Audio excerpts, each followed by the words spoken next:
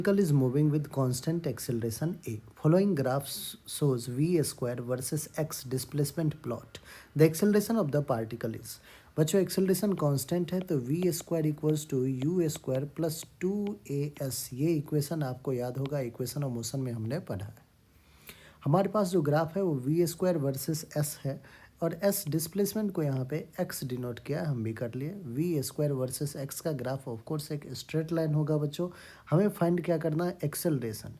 आप कहोगे कि सर एक्सेलरेशन अगर ये स्ट्रेट लाइन का इक्वेशन है तो y equals to M X plus C होगा। बिल्कुल, यहाँ पे y तो है वी स्क्वायर, वाई एक्सिस पे वी स्क्वायर है, एक्स एक्सिस पे क्या है, x है।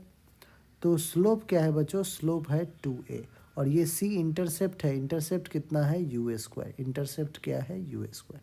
तो बच्चों यहाँ से मैं लिख सकता हूँ वाई एक्सिस के लिए वी स्क्वायर यूज़ किया है अपने, एक्स एक्सिस पे ऑफ कोर्स एक्स ही है, मास जो है अपना वो 2a है और जो इंटरसेप्ट c है वो you square.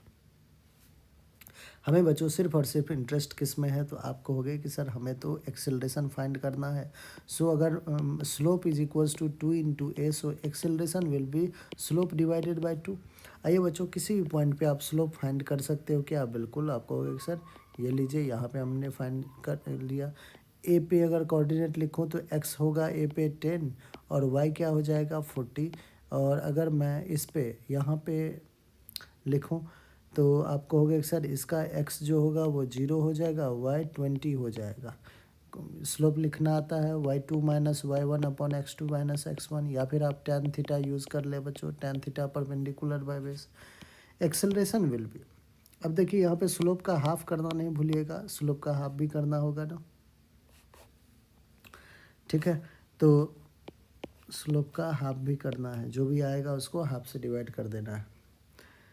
y2 10 - 20 divided by 10 - 0 x2 - x1 और इसको 2 से डिवाइड कीजिए। 40 - 20 20 20 बाई 20 दैट इज़ 1। एक्सेलरेशन कितना आ गया बच्चों, 1 मीटर पर सेकेंड स्क्वायर रिक्वायर्ड एक्सेलरेशन।